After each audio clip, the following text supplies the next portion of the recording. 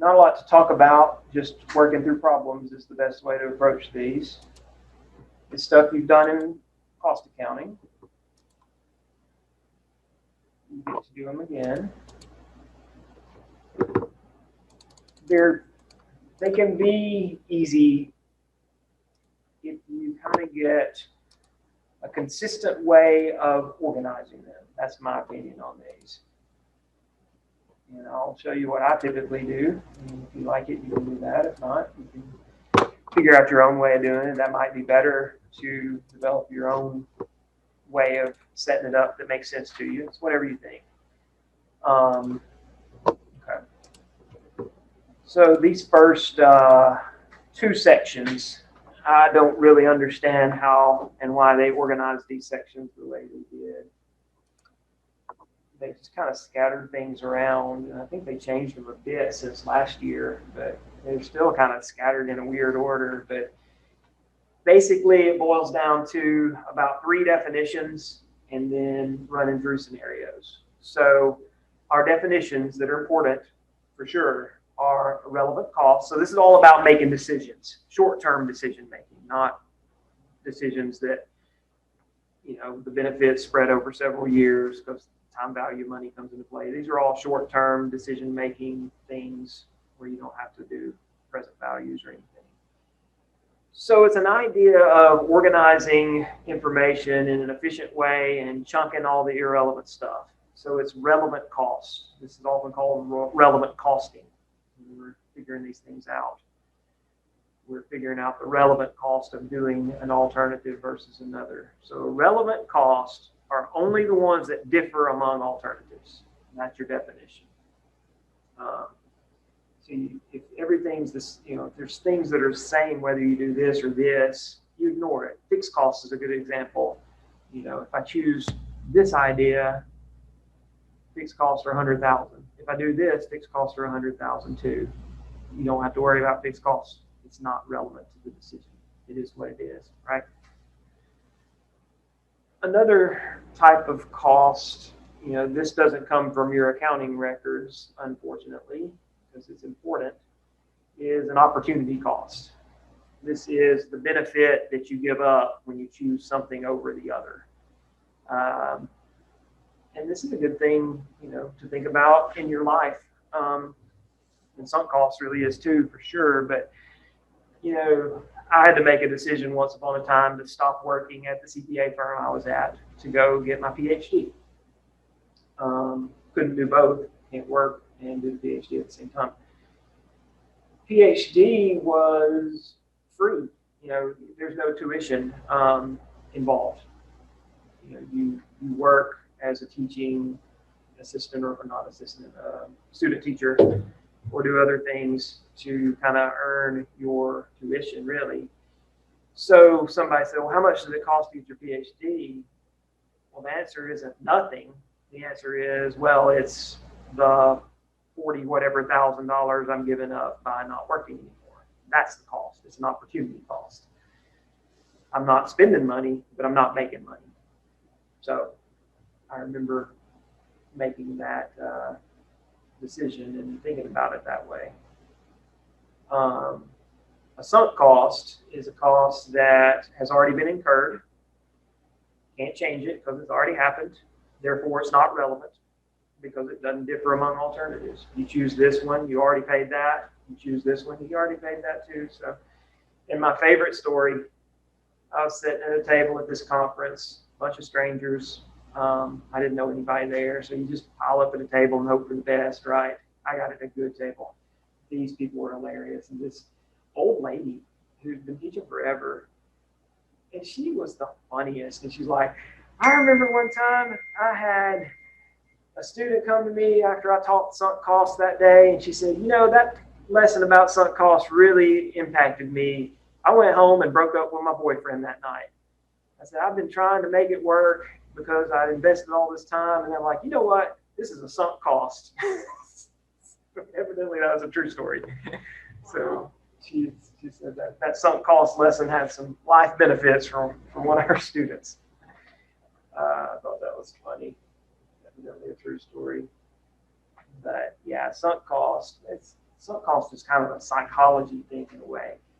You know, we're bad to buy something. You know, let's say we bought this machine and maybe it didn't quite do what we hoped it would. And you're like, wow, I just spent all that money on that machine. I don't want to buy another one. I'll just keep using this crappy one that's costing me more pain and heartache and maybe more money because I don't feel like I could even justify in my head buying another one since I just spent that money on this one. You know, that kind of idea.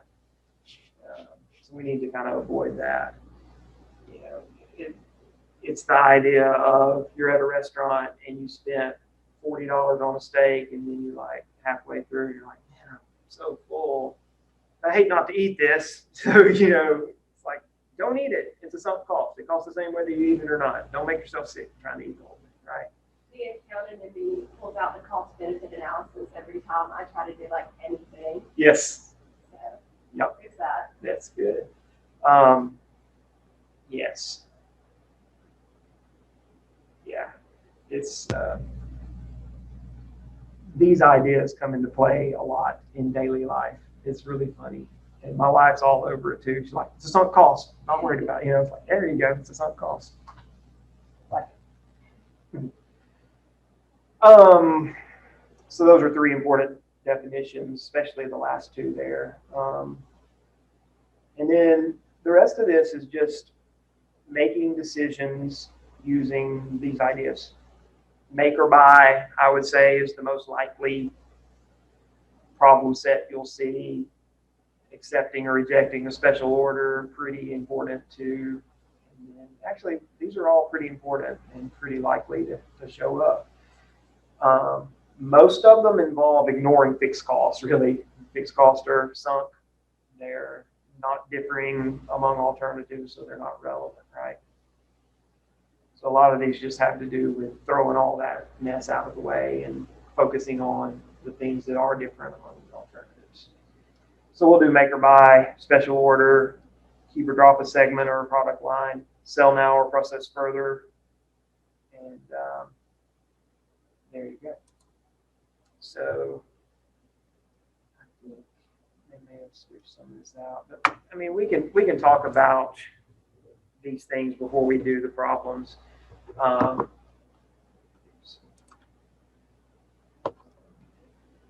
Yeah, they talk about make or buy and special order, and I don't know what section they ended up sticking these things in. They're not in any logical place, but sell now or process further goes back to the idea of our joint cost scenario where you have a product at the split off point and you incur those additional costs. Like you could have a decision where you have a product that you could sell now, or you could incur more costs by processing it further and sell it later for a different price. It's an easy decision. It's basically the idea of all the joint costs are sunk. They're not relevant. They are what they are, whether we sell it now or process it further. The only relevant costs are what's the additional revenue I make by processing it further and selling it? What's the additional cost I incur? If the additional revenue is more than the additional cost, do it. Simple. Yeah, it's real simple. I keep saying additional. A better term is incremental revenue, incremental cost. So it's a real easy decision. Logical decision. Is the incremental revenue more than the incremental cost? If it is, I benefit by processing it further. If it costs more than I'll be able to make, obviously I'd be losing money by processing it further. I wouldn't want to do that.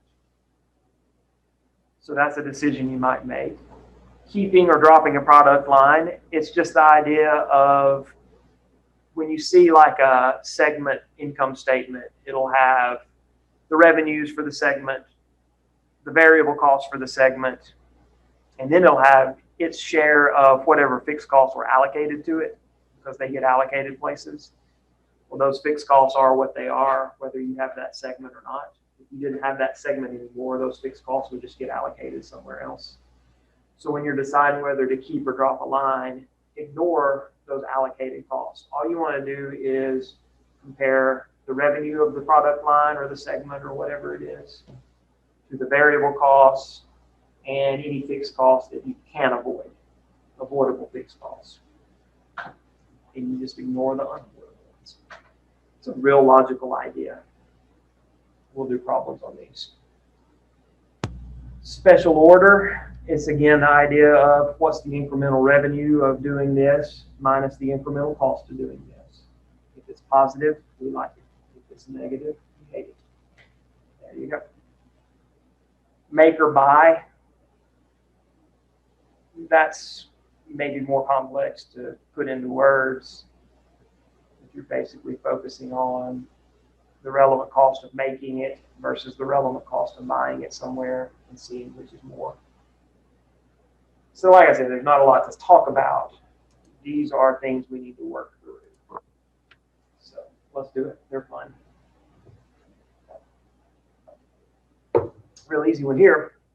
Which of the following costs, if any, in number 1 on the cost relevance section, is relevant when making a financial decision?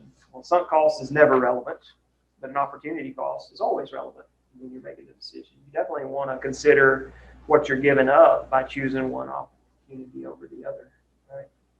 So that is no, yes. There probably was a D there that said no, no, but I think I cut it off. That's okay. All right. This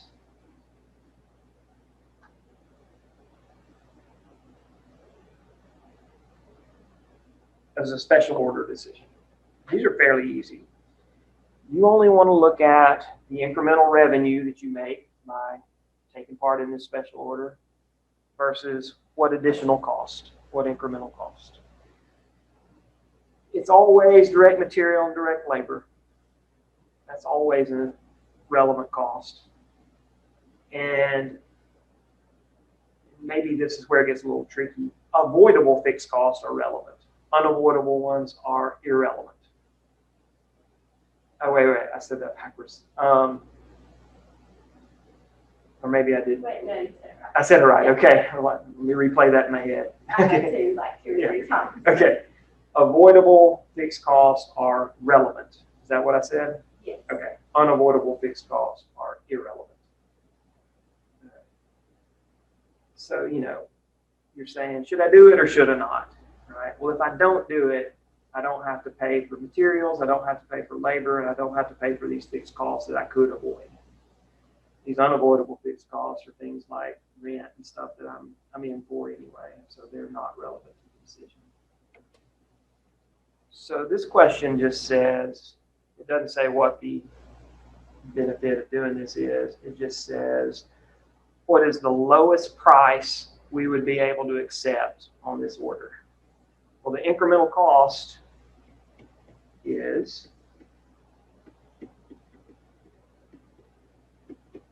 the direct material, things we could avoid if we don't do this order. So it's going to cost us that. Direct labor, something we could avoid. It's going to cost us that. Avoidable fixed costs, something we could avoid. It will cost us that. Unavoidable fixed costs, that is going to be there whether we do this or not. Not relevant at all. So the incremental cost per unit is $5. Not the total cost per unit. On the income statement, there'll be a larger cost attached to those because it gets its share of fixed overhead and all that.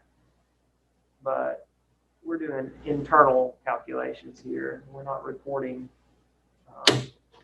financial statements. So we're just looking at what's relevant to doing this.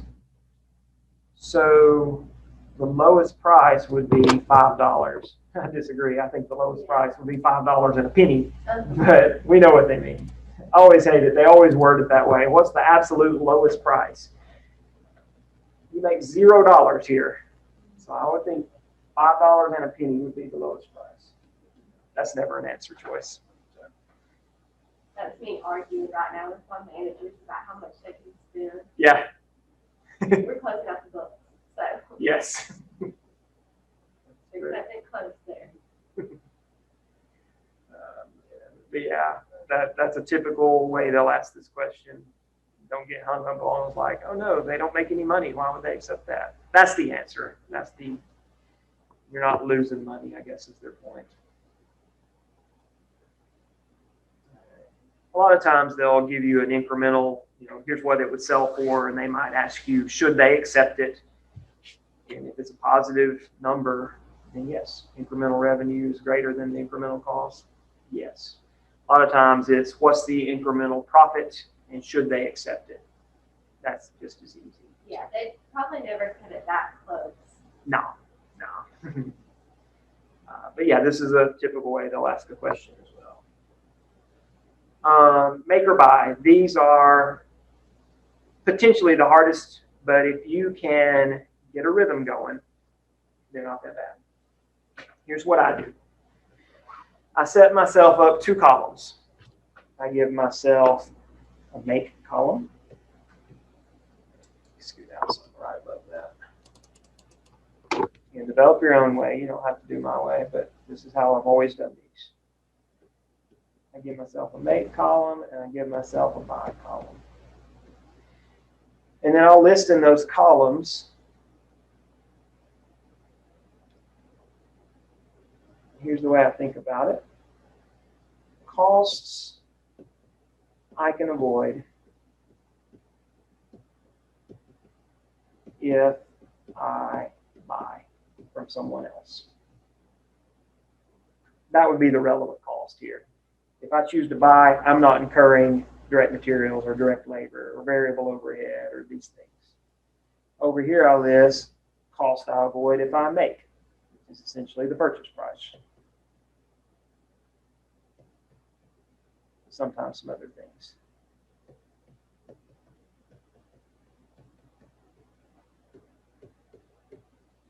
All right, so reading the problem. Tennis rackets can be purchased for $60 each from an outside vendor. It costs the manufacturer $80 a piece to produce them, but 30% of that is unavoidable fixed overhead. What are the relevant costs of this decision? And based only on these costs, which options should the company choose? This one's super easy. So what costs can I avoid if I buy? All right. On a typical problem, it's always this, by the way. It's always direct material, direct labor, variable overhead, and avoidable fixed costs. So if I'm doing a make or buy problem, I set up my columns and I list these 4 things and I start looking for them. Now, this is not a typical problem, though. They don't give it to us in that format. That's usually what you're looking for. Get that out of there. Here they just say, here's how much it cost in total, and here's the amount of that is unavoidable. In other words, not relevant. So costs I can avoid if I buy. Well, I no longer have to incur this $80 cost except for 30% of it, right? So 80 of it minus the unavoidable part.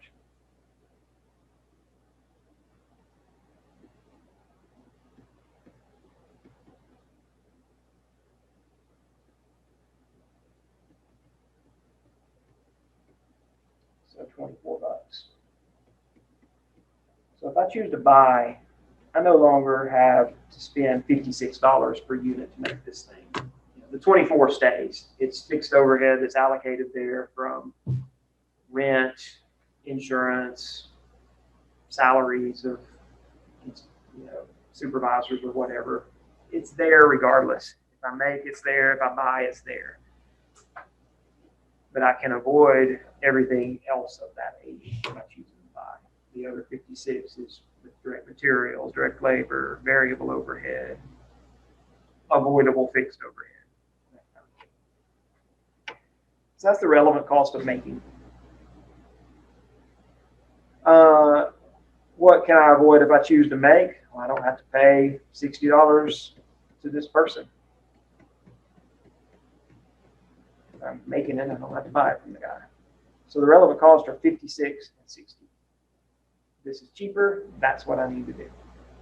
So I need to make, and the relevant costs are 60 and 56. So A is the answer.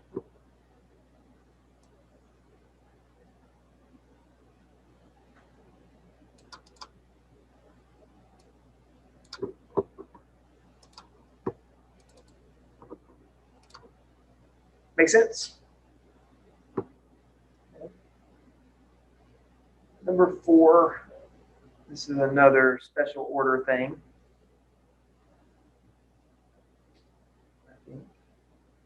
Yeah, minimum acceptable price for a job. So this company has excess capacity, which means they are able to accept a special order for stuff. Their job cost sheet on this thing has the following overhead. There's fixed overhead of 21,000 and variable overhead of 33. And they're going to need to tell us more about fixed. Variable, we're good on that. We know any variable costs are avoidable, right? Fixed costs include a normal $3,700 allocation for in-house design costs, although no in-house design will be done. Instead, the job will require the use of external designers costing $77.50. What is the total amount to be included in the calculation to determine the minimum acceptable price for the job? So the answer is, what is our incremental cost of the job?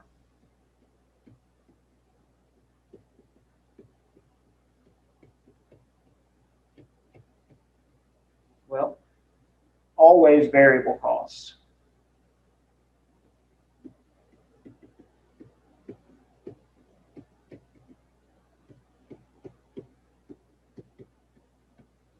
Now, as far as these fixed costs go, there's 21,000 of it.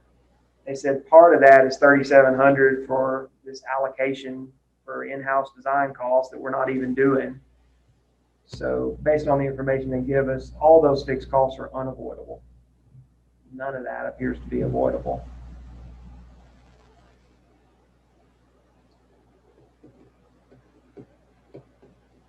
But this job is going to require this additional cost too.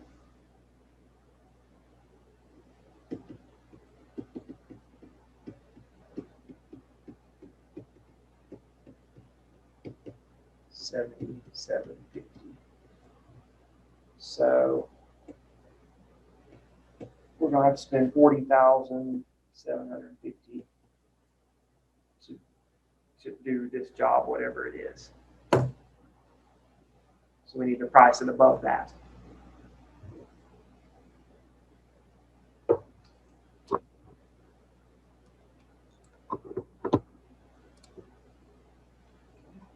Easy.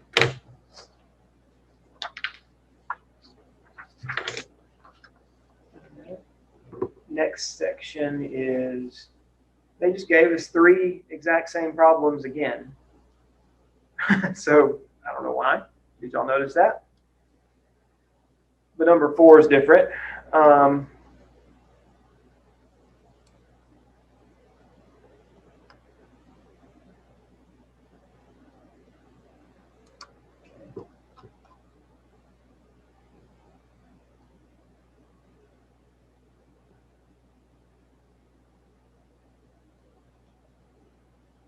So we got a company that manufactures a component, and the selling price and unit cost data for this component are, it sells for 15, direct material 3, direct labor 3, variable overhead 3, fixed overhead 2, fixed selling costs 1, and administration costs 1.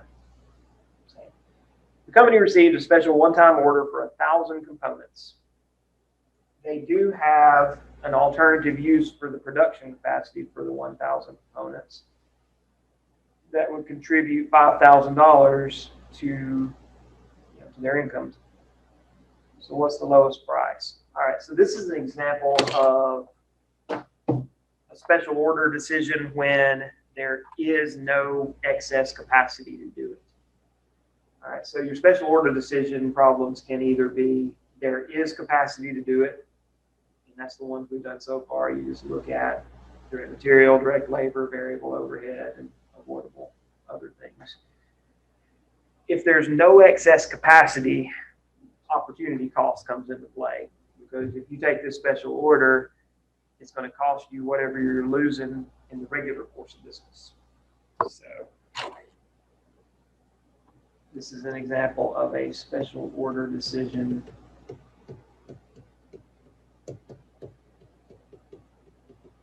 no excess capacity.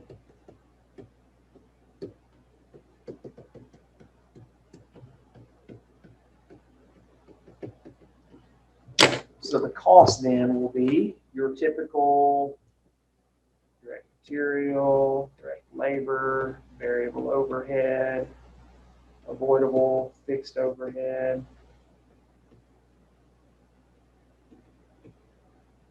and additional things, but let's go ahead and get those. So there's a $3 direct material that's part of your incremental cost. This is all part of your cost. So there you go. There's $3 of direct labor. That will be part of the cost. There's $3 of fixed overhead. That's part of the cost. They don't tell us that any of that fixed overhead is stuff that, there's no additional things we have to incur on the overhead, so that doesn't really come into play. But there's also an opportunity cost.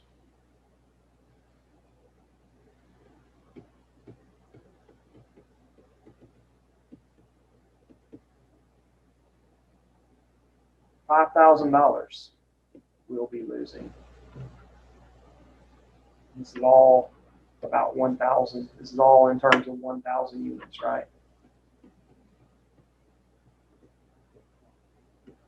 So we'll be losing $5 being contributed for every one of these units sold, right? So the true cost, when we're making this decision, the relevant cost of this is $14 per unit. Now we're selling it for 15, so would we take it? Yes. We're still making $1 overall on the deal, in addition to what we would normally make. So, yeah, we would do it. The minimum price we would accept is 14. Looks like we can sell it for 15. So, if the question was, should we accept? The answer is yes. If it says, what's the incremental profit per unit? The answer is $1.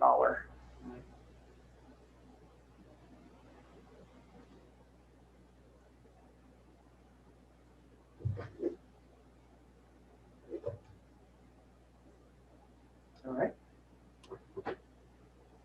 Number 5. This is a segment decision. These are quite easy.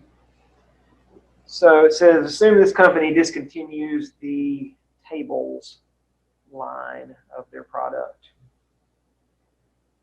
What will happen to their operating income?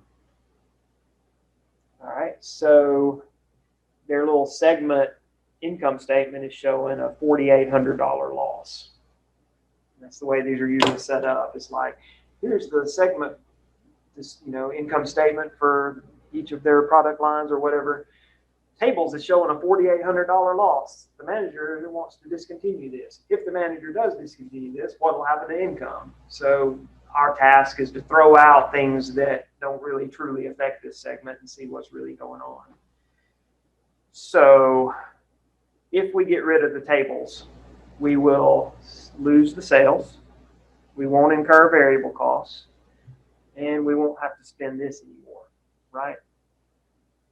So the relevant items here are the $4,800,000 of revenue. That would go away. The variable cost would go away. And the avoidable fixed costs would go away.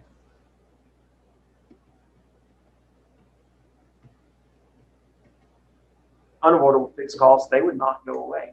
So the segment is really achieving this. $6,000 is being contributed by this. We often call this the segment margin, or the product margin, or whatever is going on.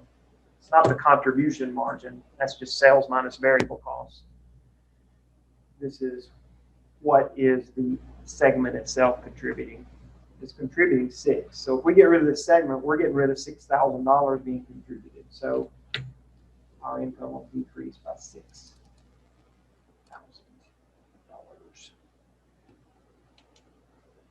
So we should keep it.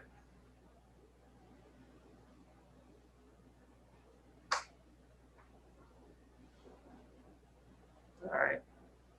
The more of these you can practice, the better. They're important.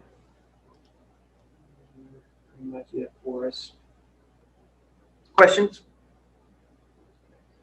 All right. Transfer pricing. This is new for you. You've not done this before, I don't think. Y'all didn't do this in cost or advanced cost, if you took advanced cost. So this is a new thing. I like it. It's fun. Since it's so new, we're going to spend a little more time on it instead of just saying, remember this, here's a review. We're going to spend a little more time on this. Okay. So this is all about managers in big companies with different divisions often get evaluated based on their performance, right? They want to show the biggest numbers they can. Division A does and Division B does. So what happens if one of those divisions produces a part that they sell to the general public, but they also sell that part to Division B of the company? How do you establish a price for that product when Division A is selling it to Division B? Division A wants to sell it for the biggest price possible. Division A wants to buy it for the smallest price possible because they're all getting evaluated based on the bottom lines they're showing in their division. We got to be fair. How do we do it? So the price is called a transfer price. Overall, it affects the company? Not at all. Unless there's a market for these things outside that Division A could buy it cheaper outside than we're producing it inside or something like that. But that becomes a make or buy decision, right? So transfer pricing, how do we set this price? That's what it's all about. So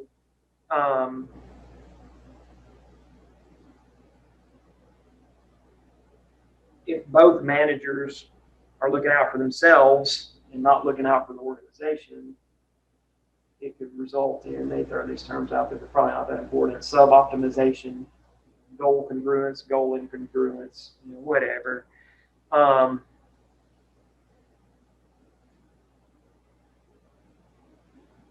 We want them to work together if they should work together. Now, sometimes they may not should work together, as you'll see. These can get kind of complex with a lot of things they kind of throw at you, but as we work through them, they'll make really good sense. A lot of times you have the selling division is selling everything that they make outside of the company. So it may be beneficial for them to keep doing that and let the other division buy the product elsewhere. So we'll see. We'll see. So let's check it out. Here's some words that won't mean as much to you till we kind of start working through this. But the general rule for transfer pricing to help people do what they should do is kind of listed here. The transfer price should be set at what it costs per unit, the relevant cost per unit, plus the opportunity cost of not being able to sell it elsewhere. That would only come into play if they are selling at full capacity. If they're not selling at full capacity, then there's no opportunity cost, right? It's zero. If they're working at full capacity, though, the theoretically correct transfer price would be market price, because anything less would kind of motivate the selling division. There's a lot of little things that come into play here. If we set the selling price, the transfer price at cost, it's like we're selling it at whatever it costs Division A to make it. Well, Division A has no incentive to keep costs down at all because they know it's going to be sold priced at cost in the transfer price. So the division buying it absorbs any of their inefficiencies, and they're like, yeah, whatever. you know. So there's a lot of management that comes into play here. So all that's there for you to read, but this really works better if we just look at possible examples that can come from this topic. So let's have a look here. All right. Here's a big old example here. We got a company that has an electrical division that produces transformers. You can sell them outside the market, or in the outside market rather, for 40 bucks. Variable cost 21. Fixed cost per unit based on capacity is $9, and they have a $60,000 units of capacity. Well, this same company has a motor division that needs a transformer, and they want to see if it's best to buy it from in-house or buy it outside. Right now, they're buying 10,000 of them from some other company for 38 bucks. These managers are being evaluated based on divisional profits. All right, so here's our deal. It says assume that the selling division is now only selling 50,000 of these. They have 10,000 excess capacity, which is exactly what the other department needs. So from the standpoint of the electrical division, what is their lowest acceptable transfer price? From the standpoint of the motor division, what's their highest acceptable transfer price? Would we expect them to agree on a price? And from the standpoint of the company, should we be working together at all on this, or just buying outside and selling outside? So these are all the questions. All right, all these transfer price questions kind of be approached the same way, and this kind of walks you through it. All right, anytime you have a transfer pricing question, you are looking for the seller's lowest price. What is the lowest they are willing to sell this for? In other words, anything below this means that their division profits are going to be taking a hit. They're not breaking even, they're below breaking even, divisionally speaking. So let's think about us being the seller, which is the electrical division. That $40 selling price is not relevant, right? We have excess capacity. There's no loss contribution margin or anything like that. We are incurring $21 of variable cost. We definitely need to price it over that, right? We're incurring $9 per unit of fixed costs, but that's just fixed costs that are there regardless, right? You know, if we produce 40,000, 50,000, 60,000 units, fixed cost is what it is. So that is not a relevant cost here. So really the seller is making divisional profit that they're being evaluated on as long as they price it above $21. Okay? So their lowest acceptable price is variable cost,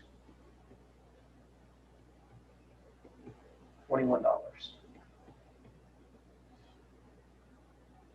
Anything above that would help their numbers, right?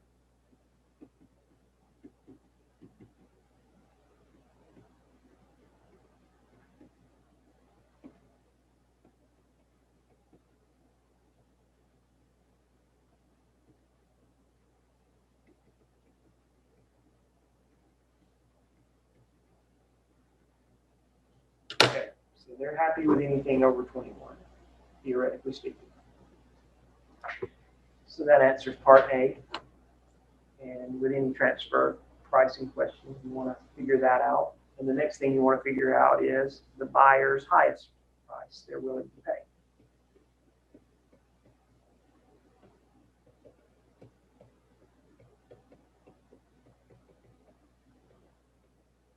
All right, well, from the buyer's standpoint, right now they're paying 38 bucks to somebody else. They're going to be happy if they pay less than that, right? So that's it. anything lower than 20 or 38 bucks, they're good with. So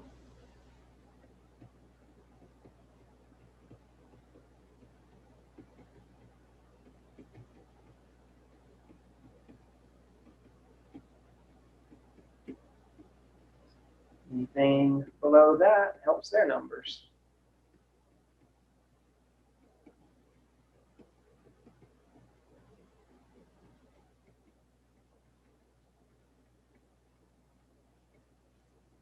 So part C asks, do you think they have a compatible situation is what it boils down to. Is there a logical range where they're going to be like, yeah, we're happy somewhere in here? There is, right?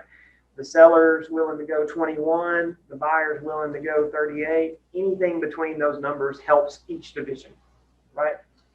So they should be able to agree on a price between those two numbers.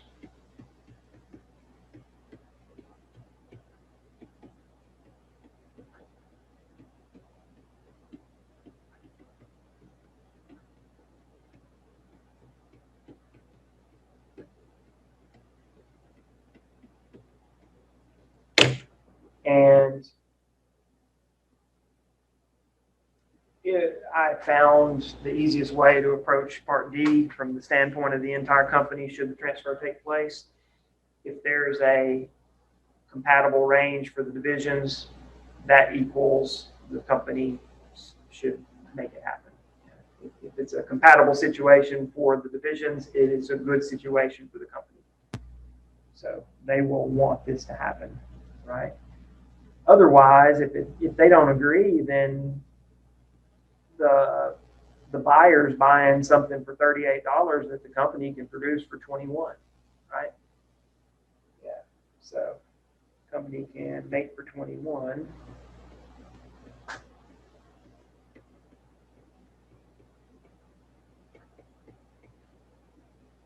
Rather than buy for 38.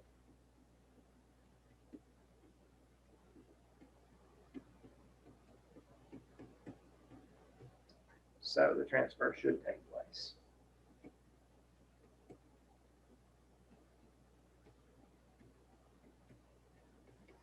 But if you go through these steps that we did, first three, if there's a good compatible range here, automatically the company wants it to happen. That makes Part D easy to answer. So that's the way that works. So this is a transfer price when the selling division has idle capacity.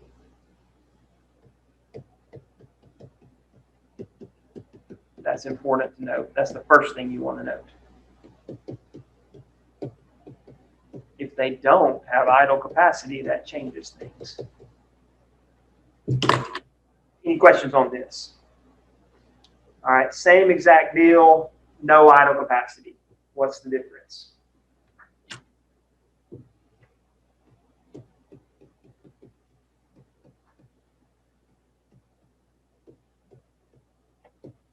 Oh, sorry, that should be selling division.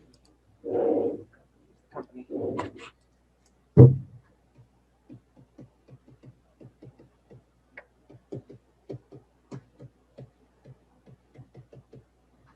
All right.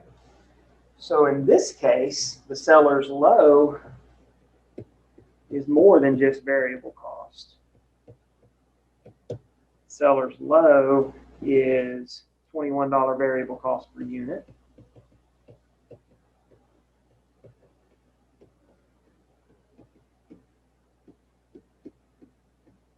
And opportunity cost. In other words, loss contribution margin.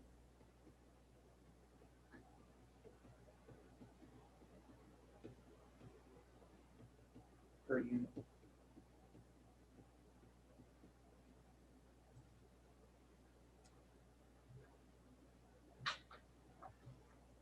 $40 minus 21.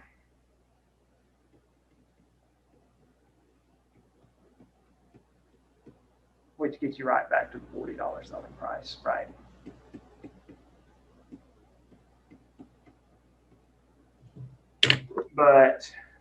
it's probably okay to just say the seller's low is that $40 amount they're selling. The only reason I did it that way is I've seen some more complex problems where they throw a little extra information in there to where it doesn't work that way. You have to go the long way and figure out variable cost, loss contribution margin. But for the most part, the seller's low when there's no idle capacity is that selling price to the outside market, $40. They can sell everything they make for $40. They're not going to want anything lower than that. That'll hurt their division numbers, right? So $40 is it for them. That's the seller's low number. All right.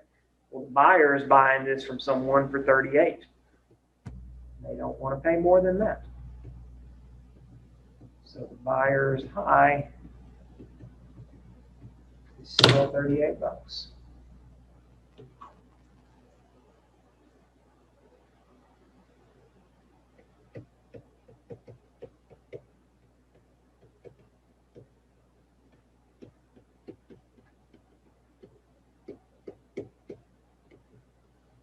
All right. So that's a range of a low of 40 to a high of 38. That is an incompatible situation, right? They're not going to agree on anything. Buyer says no more than 48. Seller says no less than 40. They're not in a compatible situation.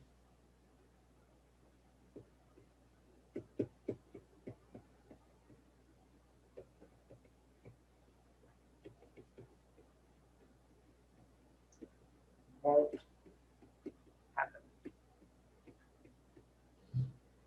Shouldn't happen.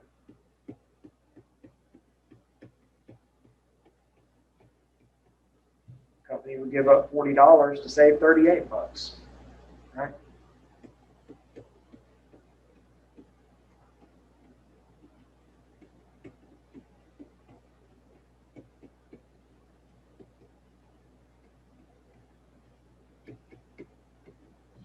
So they lose $2 for every unit. That's the way the question was formatted. So that's transfer pricing. Pretty easy. It's kind of logic. Logic going through those. About 20 minutes. Here's some multiple choice questions. So we've got GPK Coffee Company. We got a strudel division that can be sold to outside customers, or it can be sold to the bean division that sells coffee. And they give us two different cases. So with number one here, we're looking at case one. So this column right here is our information. So given the facts in case one, what's the minimum and maximum transfer prices? So what's the range? What's the seller's low and the buyer's high? All right, so let's see.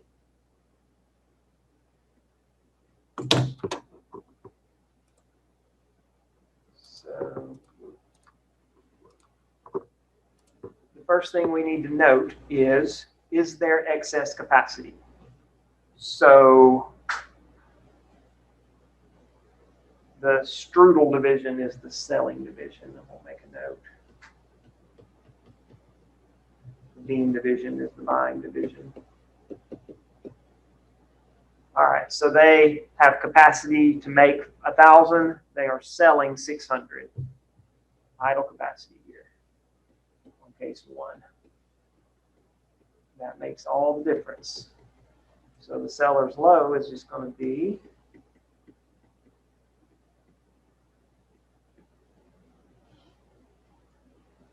whatever cost it is to make the thing. Selling price is irrelevant. $1.50 is the outlay cost. These are unavoidable costs that don't matter, right? So it's $1.50.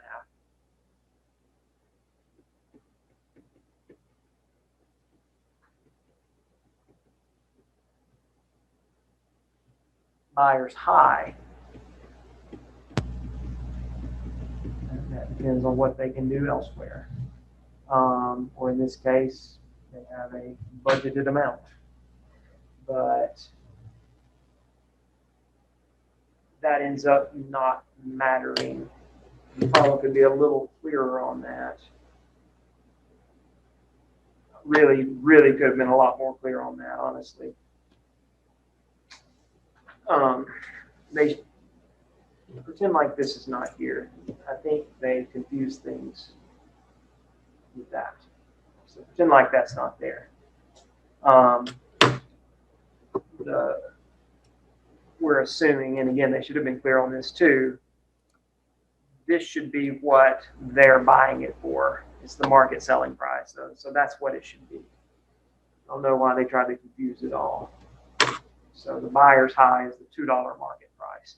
They should have specified that that's what they are able to get it for in the market, kind of like the last problem did. So definitely should have been more clear. All right, so the seller's anything over $1.50. The buyer's anything less than 2. So they have a compatible range there. Range between $1.50 and $2.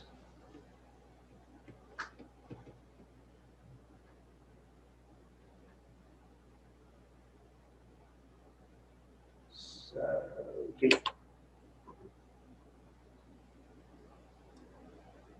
All right.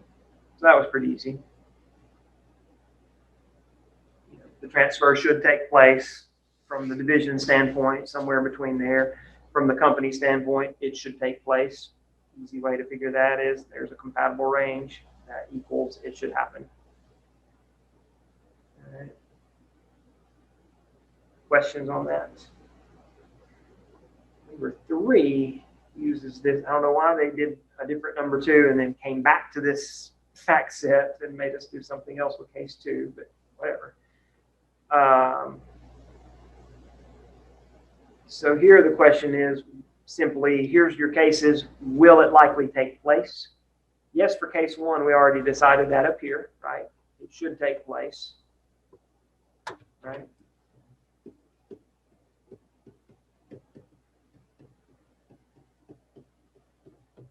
Transfer should take place. So we've already answered that for case 1. So that's a yes. Case 2 then. Good here, good here. Case 2 we need to work through. No idle capacity for the seller. They have capacity of 1,000. They're selling 1,000. That changes things.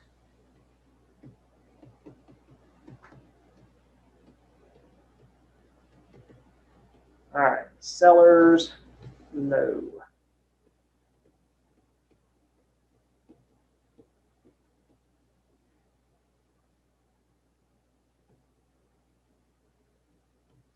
Should be, we're only on case 2 here. It's a budgeted mess. All right. The shortcut way is $1.50 is their low number. It's the $1.30 cost plus the 20 cents of contribution margin, but it's essentially the market selling price.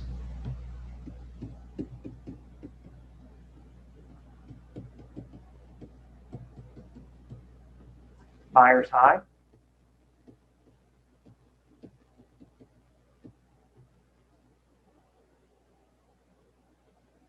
Also $1.50.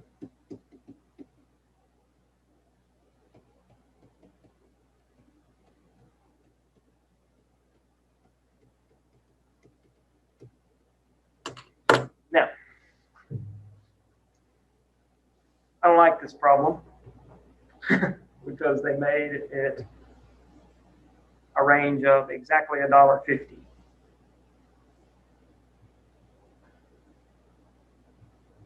How do you say yes or no on that?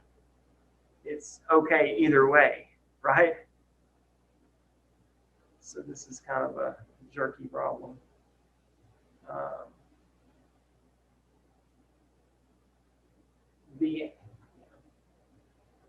There's not a clear answer honestly, because you could argue either. So this wouldn't be like a test question or anything. The answer is probably no, right? But theoretically, yes. So I really hate this problem the way they did it. I thought we should point it out. They answered yes for one and no for this one. So they said no. And truly, if this was a real life situation, you probably would continue selling in the market, right? You want to keep market share. You want to obviously do that. So they should have made this number a little different instead of just right on. It's like, will the transfer likely take place? Likely, no. But from a numbers point of view, either is equally fine. So, annoying. Whatever. Back to number 2.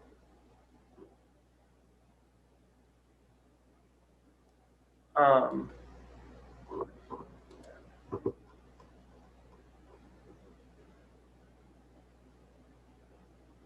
don't know why I put 2 on here. I don't think we're quite ready for it. Well, yeah, we are. All right, Brent's company has transfers from division core, a cost center. That's what we hadn't really talked about yet, but it kind of draws on what we remember from cost accounting. You know, cost center,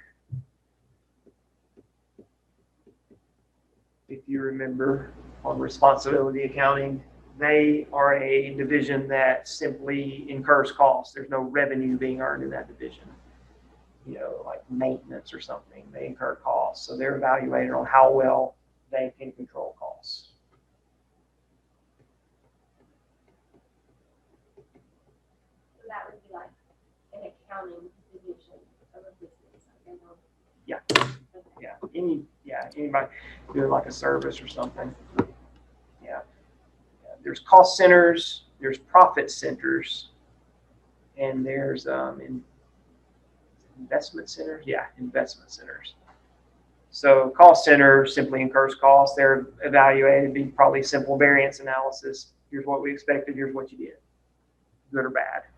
Profit center is going to be someone who's responsible for earning revenue and controlling, incurring costs and controlling costs. Maybe like a individual department in a department store or something.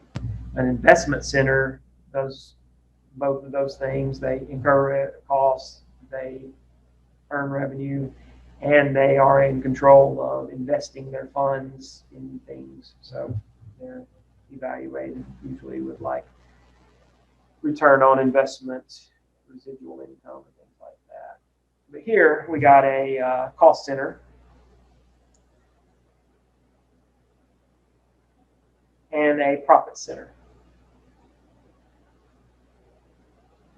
Under stable economic conditions, which of the following transfer prices is likely to be the most conducive for evaluating whether both divisions have met their responsibility? So here we've got transfers from a cost center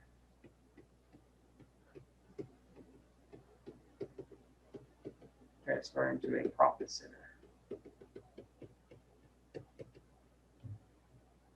So which would be the most likely way to set transfer prices?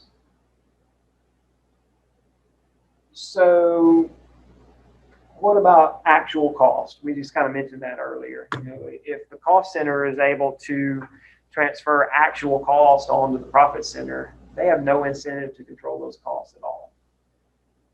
And we want to be able to evaluate the cost center on how well they control costs.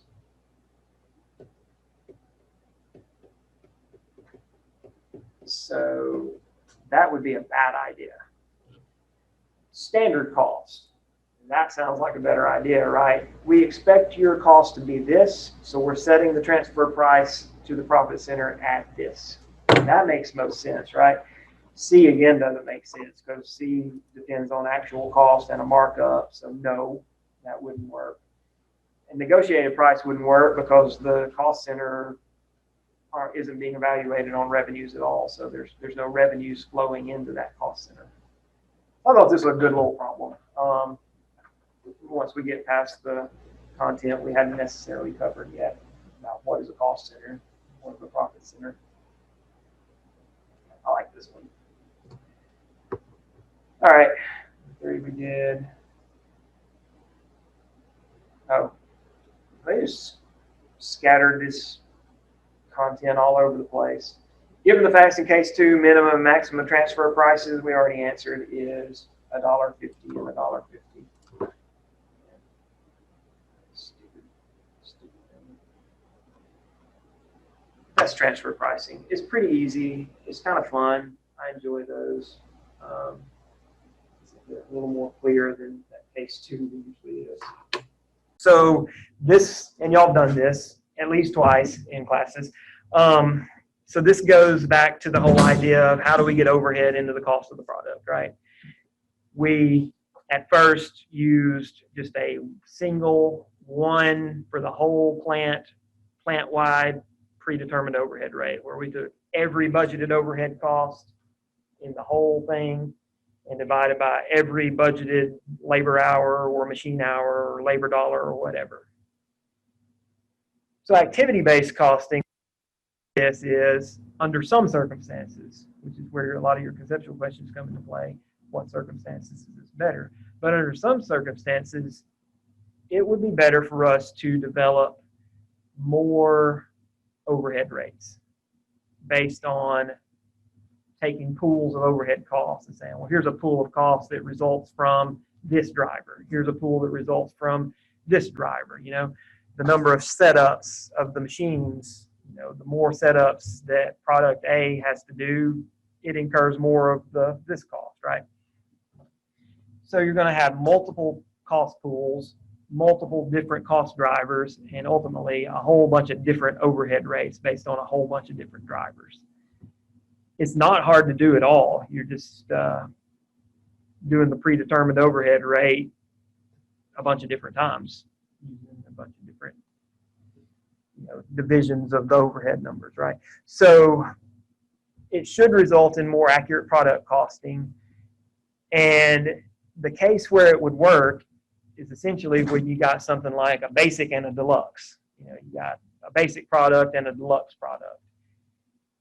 Products that use different quantities of the different drivers. You know, the deluxe product may require materials handling way more than the basic one because there's not as much materials to handle. So whatever overhead cost pool that results from materials handling gets bunched up into a pool divided by maybe the number of material components. And there's a rate for that. So basic and deluxe products is the easiest way I can kind of simplify that to say that's when activity-based costing tends to work the best. The prep software books always like to do this unit level, batch level mess. I stuck it in there for you to look at. It wouldn't show up in a test in here, but just because they always throw those in, I thought, well, it's easy enough, so maybe we'd overlook it. So I'll leave that for you. And then they talk about activity-based management, which kind of goes hand in hand with the activity-based costing. You know, you're doing all this analysis of cost drivers, cause and effect, and you're really getting a whole lot more new information, right? And with that new understanding comes a better understanding of, hey, well, that's not really a value-added activity there. You know, all that materials handling. Let's try to cut some of that and so eliminate waste. Activity-based management, the term that could show up, I guess. But activity-based costing itself, quite easy.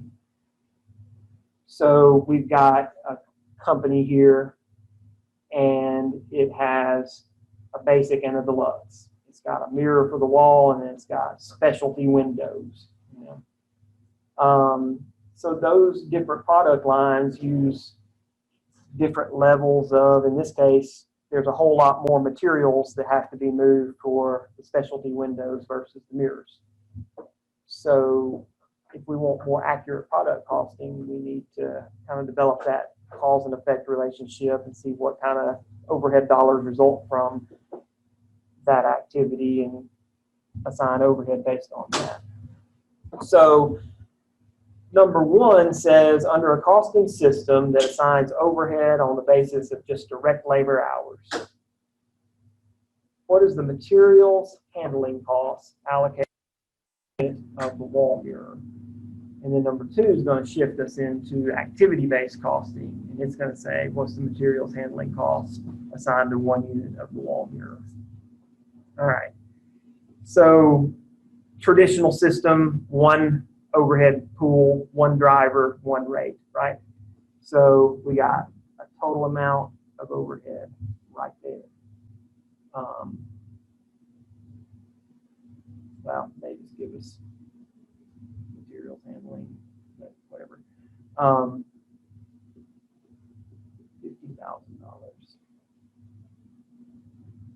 divided by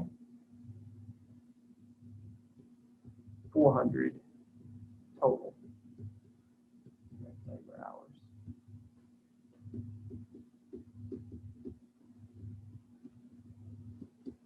Our rate is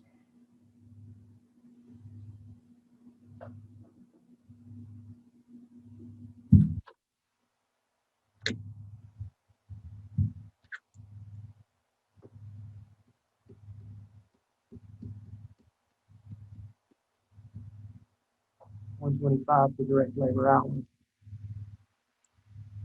All right. Well, there's 200 direct labor hours being used.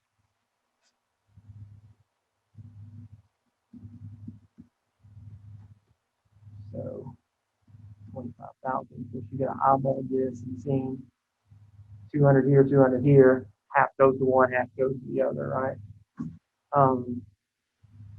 And it says 1 unit, so there are 25 units.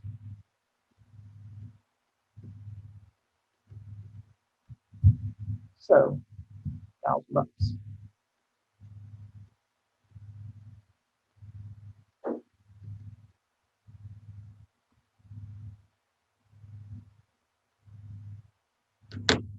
All right.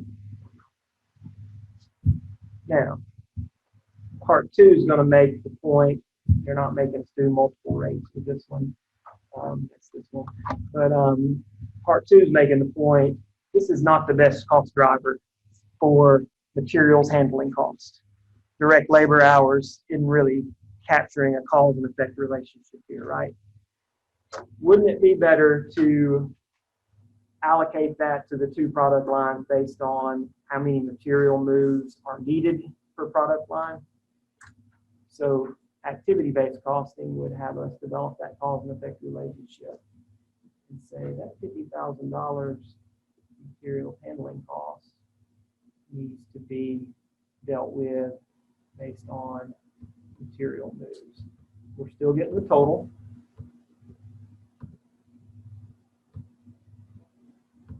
Always get your rate by taking the total budgeted numbers, not piece by piece, right?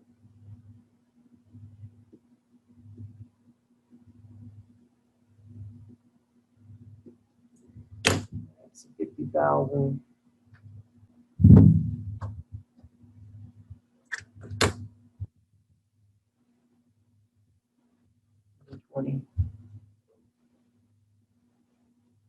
$2,500 per move.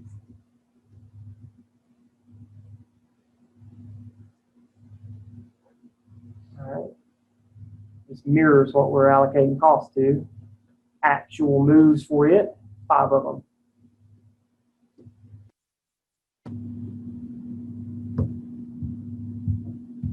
So that product line gets 12,500 of that. And there are 25 units. So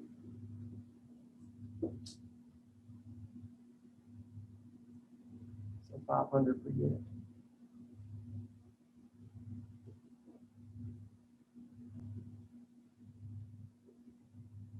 What is the first one? The 500 The first number one.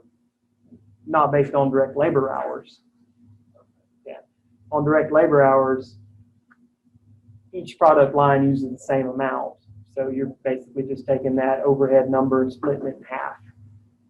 But the point of this is direct labor hours really doesn't cause that materials handling cost to go up as much as the number of moves of material that have to happen.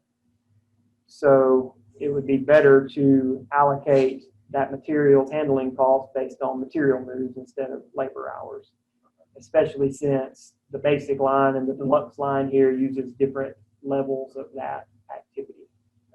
That's the point with these two questions about why activity-based costing is important. Same amount of labor went into it, Same amount of labor did, but not. and whatever overhead costs are driven by labor hours would be kind of split in half in those two. But the point with activity-based is somebody identified this cost pool dealing with materials handling. So let's use a different driver for that and allocate that 50,000 of whatever the total is based on materials moves. There are more overhead costs that are unknown in this problem that have something to do with other things. You know, there might be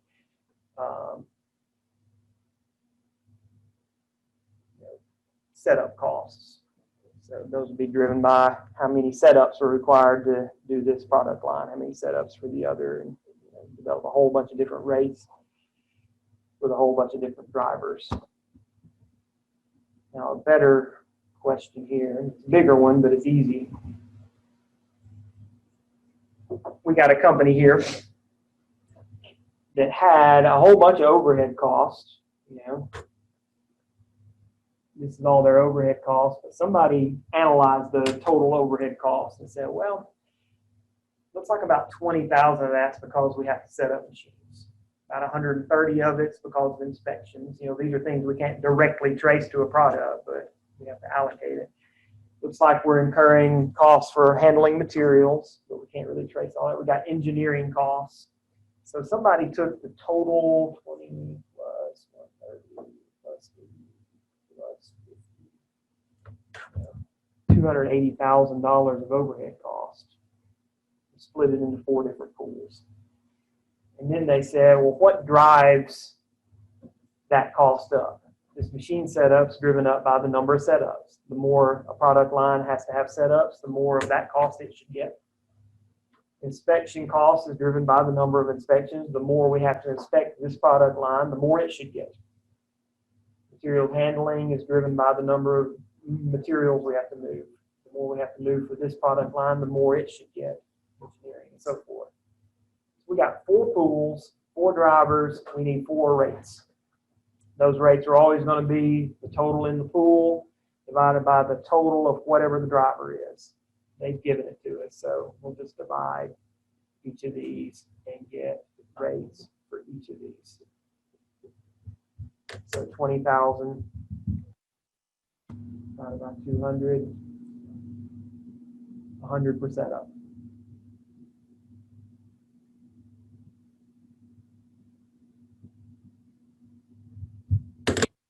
130,000 divided by 6,500, $20 per inspection.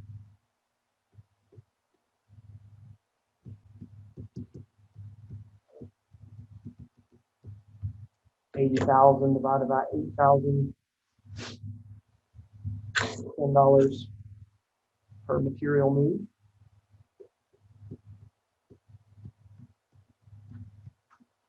And then 50,000 divided by 1,000 is 50.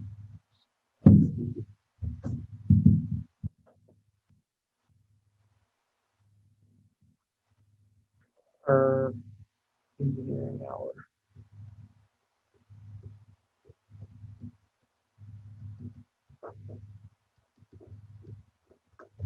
So, if we're costing jobs here, if we're just costing these jobs by one big giant overhead pool divided by labor hours versus this whole setup here where we're actually thinking about what drives the cost and allocating overhead based on how many setups, how many inspections, how many moves, how many engineering hours, which do you think will be more accurate?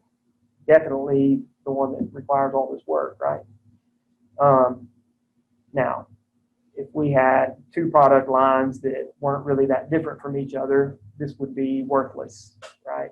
But if we have product lines or jobs that use different levels of each of these different things, then this is a useful thing and it'll give us a lot more accurate product costs, right? So it says, if the company uses activity-based costing, how much overhead cost goes to job 101?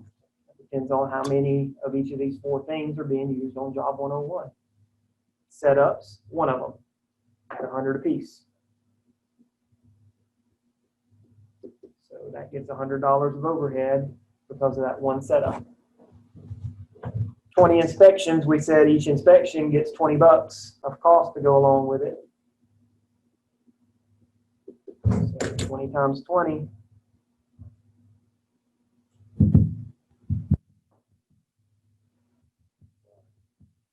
$400. Each material move gets $10 that goes along with it. There's 30 of them, $300. Each engineering hour gets $50. So 500. So that's how we get the overhead in there. 1,300 of overhead goes there.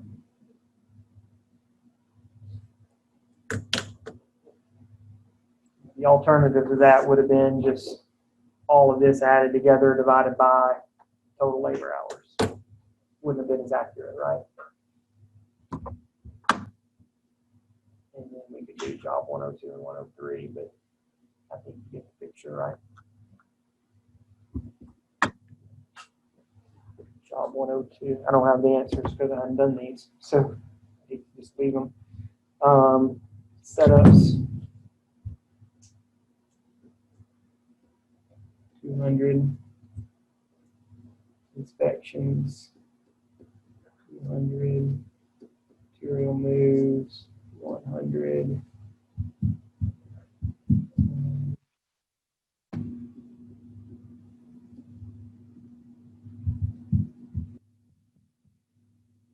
so 25 and 6, 3,000 total to the job itself. So compute the cost of each unit. You gotta pay attention to what they say. 50 units in there.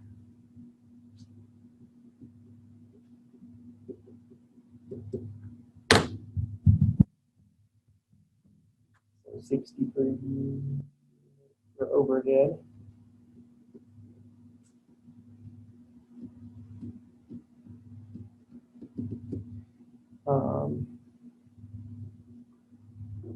Materials.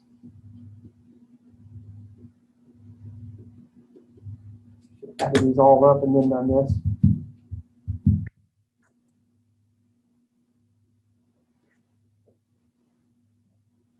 Labor.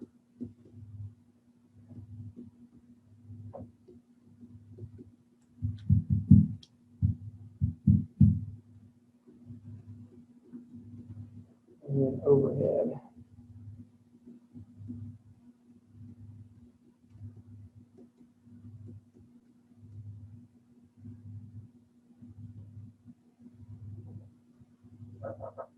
So 340 total cost.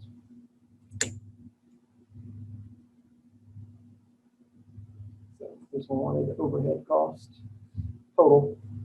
This wanted cost of each unit. Total cost of each unit. Yeah, I should have added material, labor, and overhead all together and then divided, but I went down the path and kept going.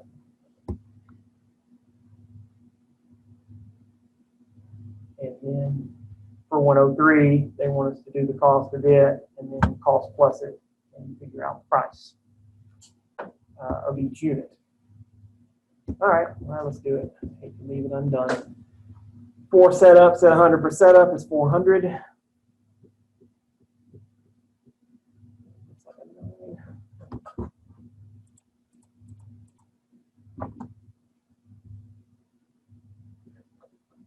That looks like 30 times times 20 is 600.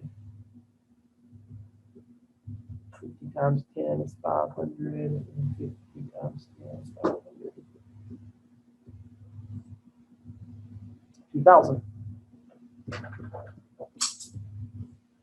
So we got 8,000 of materials, 4,000 of labor, and 2,000 of overhead.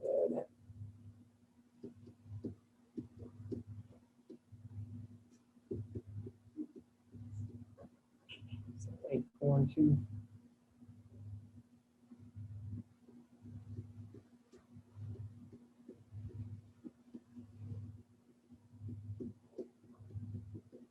$14,000 total in the job.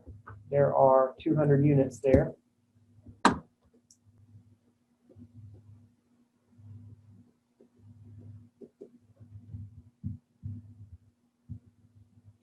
That is a $70 cost per unit.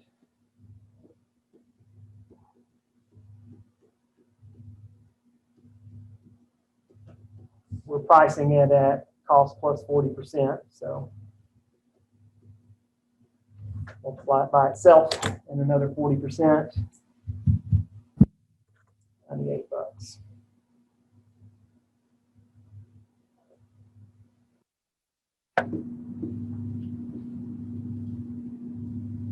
All right. So there you go. They're easy enough. They get a little long, as you can see, but they're not that difficult. There's so many different ways they can ask you to compute an activity-based question. So as long as you realize, though, different overhead cost pools, associated driver, they'll usually associate the driver for you. Take the total in the pool by the total of whatever the driver is, get rates for each driver, apply based on what's actually used. It's really easy, actually. But they didn't make us do any calculations, really. And Becker, I think, evidently agrees that it's more conceptual and less calculation, but I don't know. I'm not comfortable with that. So, you know, it's such a big topic that we cover so thoroughly in all our classes. I just find it hard to believe that you wouldn't see one. I may be wrong. But here's the conceptual ones they're kind of throwing at us. So this company uses ABC approach for cost allocation and product costing. They've got printing, cutting, and binding, everything, blah, blah, blah. Which of the following are characteristic of activity-based costing approach? So that little backstory, they didn't mean anything. So it basically comes down to which of these three things is true for activity-based costing. One says cost drivers are used as a basis for cost allocation. So of course, right? You know. 2 says costs are accumulated by department or function for the purposes of product costing. That's not true. You know, that would be a departmental rate, right? So most of your textbooks will teach you just traditional costing with one rate for the whole plant. They might have a little side note to where you got a department 1 and a department 2 that does each of their own rates. So that's not activity-based costing. That's just a departmental rate. So that's a no on that one. This is activities that do not add value to the product are identified and reduced to the extent possible. So that's kind of talking activity-based management there, which does go and should go hand in hand with activity-based costing because you've done a lot of work already, and vice versa. You know, they just kind of go together. So should be 1 and 3, which is C. Number 2 says that there are cost allocation and product costing procedures follow activity-based costing principles. Activities have been identified and classified as being value or non-value adding. Which of the following activities is non-value adding? This isn't even an activity-based question, but it goes kind of hand in hand. So which of these, from the customer's point of view, is something the customer is not really going to care the extent to which this is done? Will they be interested in how the product is designed and engineered, of course. Will they be interested in whether that product is heat treated? Evidently, that product does need to be heat treated, so I think they'll be interested in that being the case. Drill press, they take away that, your product's not going to be doing what it's supposed to do. But what about raw material storage? They don't care how those materials are stored, where they came from, how long. That's something that's adding no value. So we need to reduce that to the extent possible, right? Another one, in activity-based costing, cost reduction is accomplished by identifying and eliminating all cost drivers. That's not possible, right? Non-value adding activities, definitely. 4 says, what is the normal effect on the numbers of cost pools and allocation basis when activity-based costing replaces traditional? I've seen this exact question a number of times, so it's kind of a classic. It's so stupid, though. If you switch from traditional activity, you're going to have more of everything, right? So more cost pools, more allocation bases, in other words, more drivers, more rates. Stupid question, but for some reason, it's a classic. Number 5, a manufacturing company has several product lines. Traditionally, it has allocated overhead between those product lines based on total machine hours, one rate. Under a new activity-based costing system, which of the following overhead costs would be most likely to have a new cost driver assigned to it? In other words, which of these is probably not driven by machine hours? And to get more accurate product costing, we would want to find a different driver. Electricity expense. Machine hours would certainly drive that. Repair and maintenance, the more we run it, the more repairs. Employee benefits, no real relationship there, right? Not a good one. Depreciation expense, yeah, the more we use it, the more we use up the usefulness of our machines. Okay, 6, company would most benefit from ABC as opposed to traditional under which of the following conditions?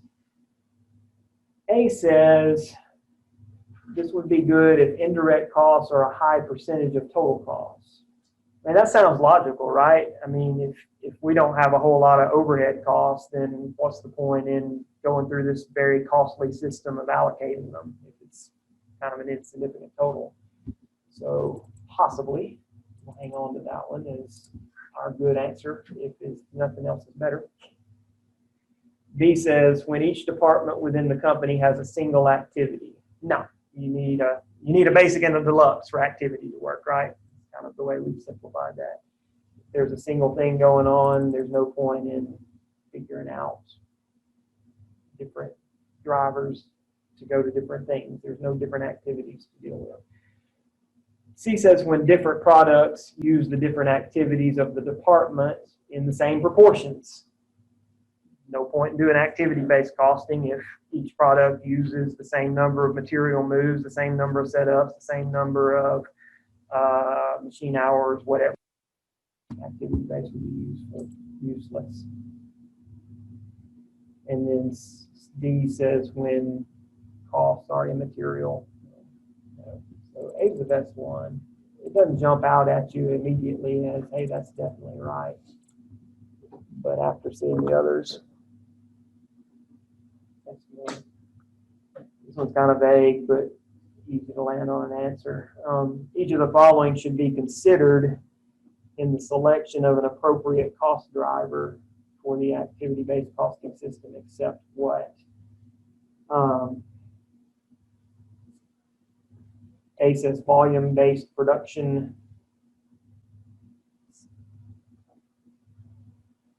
D says behavioral effects. We always want to consider behavioral effects. Cost of measurement, we definitely want to consider the cost of measuring something. We always want to apply that cost-benefit analysis to anything we do. And then D says degree of correlation, which is kind of a fancier way of saying we have a driver that there's a cause and effect. That's what correlation is, right? So I'm not real sure what they mean by A, but I know that's the answer. So, I don't know, kind of a weirdly written question. Okay, What a question like that, you know, no, not something that doesn't make sense for sure. I mean, it may make sense if I sit there and think about it, but I don't know what they mean with A, volume-based production. I didn't know what half those types meant in regards to accounting. Yeah. I just kind of said, well, obviously we'd want to consider behavioral effects. That's always a qualitative factor that's important. You know, we don't deal with it with our number crunching usually, but it's always, you know, like the make or buy decision. It might make numerical sense to outsource, but do you want to lay off a bunch of your workers to do that? Because that's a problem, right? You would definitely want to consider that. There's always qualitative factors beyond the quantitative. We just always tend to focus on quantitative in our classes.